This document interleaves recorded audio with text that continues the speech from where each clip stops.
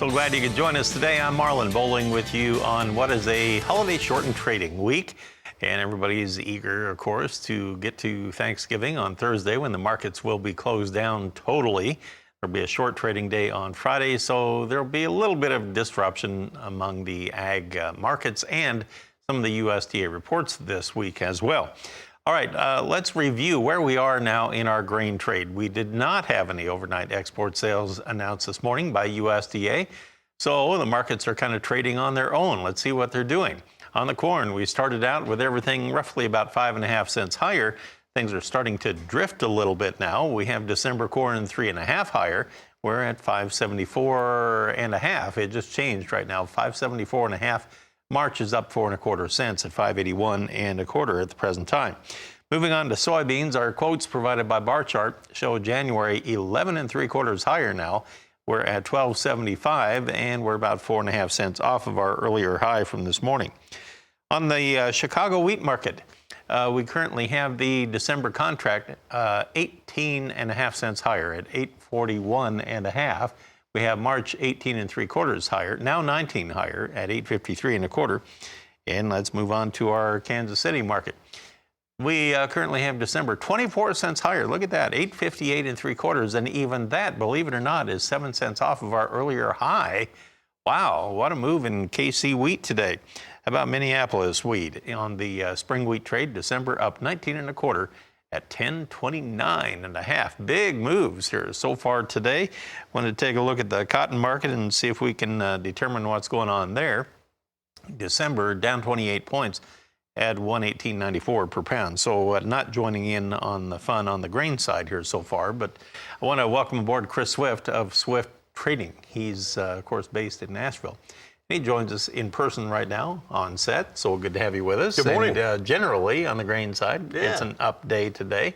The positive spin, too, on the equity markets. The Dow is higher, the dollar is higher. Jerome Powell is sticking around. It sounds like all the world is just a happy place today. It seems like that. What's different today? You know, I'm not real sure because I know that we have great needs for our supplies of wheat right now, and we're seeing that a strong U.S. dollar would generally hamper some of that, but it's not impacting it because that's not where a lot of our problems are, is in the inflationary aspect of it is not in the grains. But so grains are still moving higher, and looks like with coming into the end of the year and some shoring up of the rest of the contract months for the end of this year, then it may just keep higher for a little while.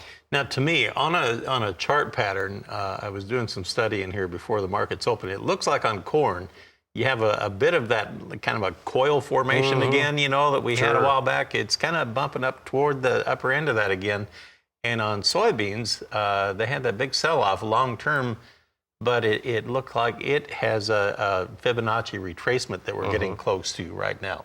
What is that, a 38% retracement that it's getting real close to. So corn and soybeans are looking at a kind of a tough spot right now, and I guess it'll be important if they can break through that or not. Is that right? It is, and it doesn't necessarily have to do it today. If we look back, we know that these rallies really started back in late 20 of the year, and then 21 they moved up precipitously through the spring of the year, and then they've just consolidated. We've seen very little bear market activity or really negative market activity. It's all been consolidation. So when we see that first initial move up like that and hesitation, and we are trying to combat it with higher interest rates and with some of the stronger U.S. dollar, but yet none of that is having any impact on it. So it leads you to kind of believe there's probably a next bout of inflation somewhere within the next couple of weeks or months. And I saw more confirmation this morning that Argentina is getting increasingly dry. Yeah.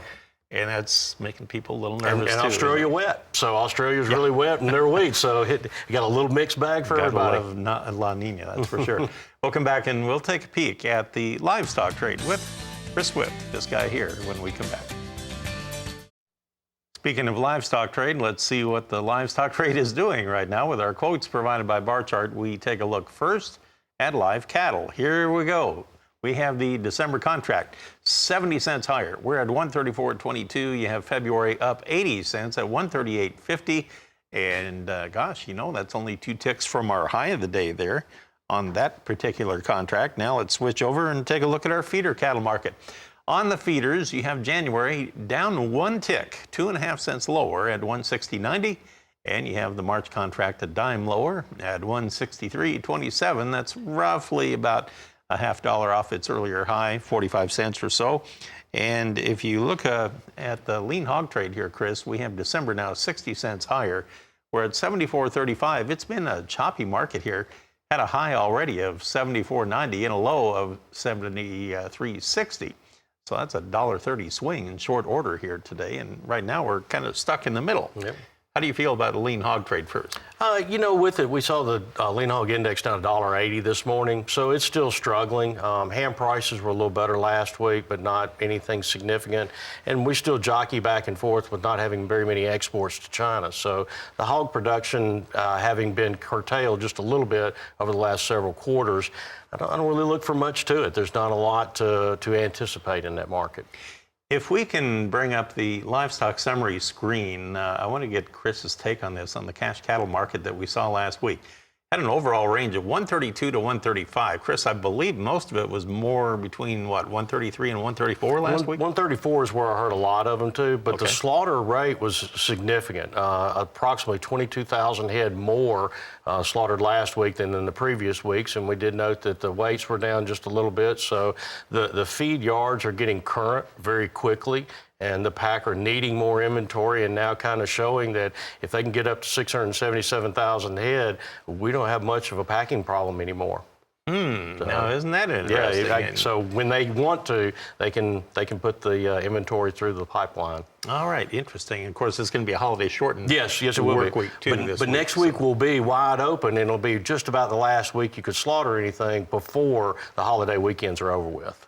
Yeah, all right. Well, thanks for pointing that out. Chris Swift with us. He's in studio here. He's based in Nashville. Janet, back to you.